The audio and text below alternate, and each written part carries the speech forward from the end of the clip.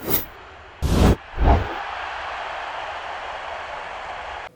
you coach corners? Yes, sir. Okay, so we just got done talking to Coach about just the differentiation between the positions. What do you like about being able to stay with corners and focus on their skill set as opposed to having to diversify amongst the safeties and the corners at the same time? Yeah, I think there's a little bit of crossover between the positions, between safety and corner, but also if you really want to be detail oriented, I think the opportunity for us to be able to coach these guys separately is huge. Cornerback's a position I'm passionate about. Played it for all but 1 year of my playing career. So being able to pour experience into those guys and obviously the guys we got here are talented. So it's exciting to work with guys that are talented, but also guys that have coming into a program that has a strong history with the cornerback group. So.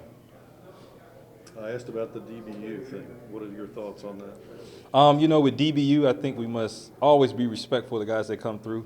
One thing I tell the guys, though, is, respect and learn from those guys that have come through. But at the same time, I think they'll be far better players being their authentic selves instead of trying to be an impression of someone else. And so I think for me as a cornerbacks coach, it's my responsibility not to just be knowledgeable on the history and not just to be knowledgeable on the scheme, but also be an expert on how our individual players move so I can cater my coaching points to each one of their specific ability and skill sets. I always say build on their GG, that's their God-given. So got to build on that.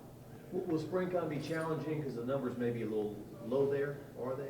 Yeah. So, the numbers are a little lower, but there's some guys we got a mix of scholarship and walk-on players that are going to go out there and compete. They're going to challenge each other within the room. They're going to challenge the receivers across from them and get challenged as well. So, we'll manage reps. Guys are aware of what's ahead of them, but, with the style of play, we'll have ways to protect the guys and make sure we're getting the most out of them. The previous coaches that we talked to that said, meetings are great and all that, but they just can't wait to get on the grass and coach guys, the first team, so to speak, here. Are you the same way? Yeah, for me, I'm a former school teacher, so I value the classroom and the meeting room as well.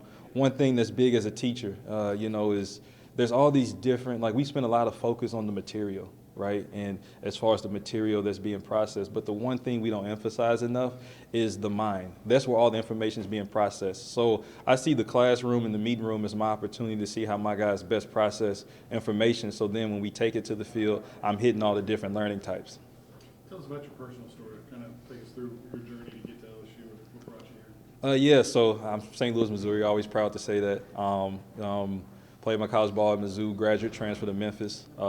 Played most of my career with the Vikings and the Cowboys. Had some brief stints with the Rams and the Chiefs. And then went right from playing to coaching. I used to substitute teach in my off seasons. I'm from Ferguson, Missouri. So one thing that we had was there's a lot of talent that comes out of St. Louis for football. And so a lot of guys had already done youth camps, football camps. I want to be able to connect with young people and youth through more than just football. So a friend of mine, John McGaffey, suggested that I do substitute teaching. And so that got me into the classroom. That's what really warmed me up to the idea of coaching. So I would substitute teach during my off seasons and then went straight from playing to coaching. I was 25, 26 years old, still learning how to be an adult and teaching others how to do that as well. The SMET program, we struggled early and then built them up into a national powerhouse. And then by the grace of God, one of my former coordinators gave me a call with the Vikings and brought me on staff as an assistant. Really enjoyed that experience, met some great LSU guys while I was there. And then me and Coach Kelly had crossed paths along the way. And, he reached out to the head guy, Coach Zim, and even Zim told me it was a great opportunity. I knew what it was. My wife was formerly a student here for a period of time, and so I've been hearing about her rave about LSU for the last 7 years, and now I'm drinking the Kool-Aid. So I definitely understand what she was talking about. So is this your first college job? First college job. So I've been high school, NFL, and now college. What about working with this age group, do you like so far? One thing I always say is the similarities first, whether it's high school, college, NFL, the student athlete in this case wants to be respected, they want to be valued, and they want to be informed. The gap is in high school, or in college or in NFL, everybody belongs.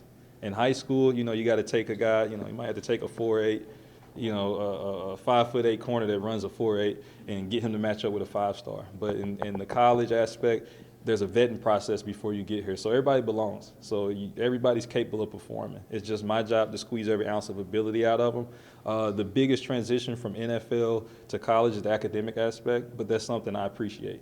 And then also the recruiting aspect, I thoroughly enjoy that, having been on the other end of it, you know, with the prospects that we had come out of our school back when I was a high school coach. So being able to relate and connect and have those conversations with the high school coach in the recruiting process as well as the athlete, but also to tie academic pieces in, because at the end of the day, the classroom's an extension of the playing field and vice versa. And so we want to capitalize on that. When you were considering this position, how much did SEC and the competition in this league and this division come up?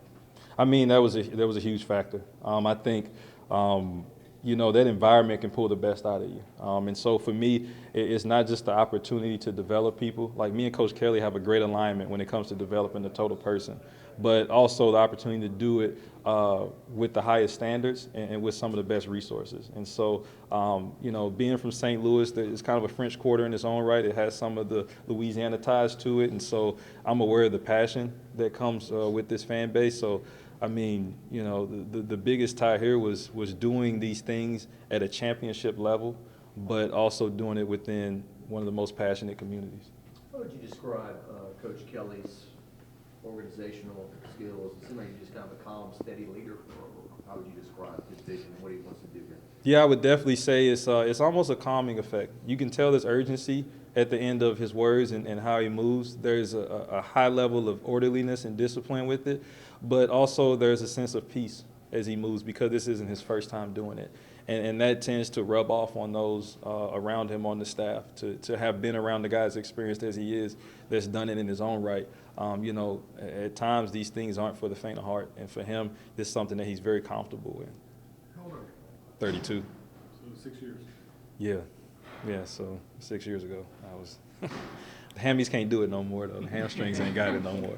What's the next few weeks look like for you guys, and how excited are, obviously March is a busy time here, and how excited are you to get some of these recruits on campus over the next few weeks and get to see some of these players that you guys have been recruiting face to face? Yeah, the next few weeks, as far as within the program, it's all about clarity and purpose, being as clear and concise as far as what we expect from our players, but also what they can expect from us.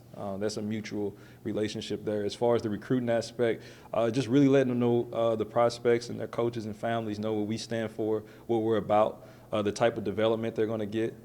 You know, for me, I'm really big on efficiency, you know, capitalizing on every bit of ability, trying to squeeze that out the individual. So just letting them guys know that they're going to get a high-level development, a total development. You know, so as Coach Kelly says, and we say it with the program now, graduate champions on and off the field. And so you can't fake that. It's got to be delivered genuinely, but I think we all have a track record and buy-in with those traits that'll be conveyed to the families and prospects that we meet with. You got somebody you can cover Butte? Huh? You got somebody you can cover Butte? All right, we'll find out. I always say, let's talk more work. Thank All right, thank you. Appreciate it.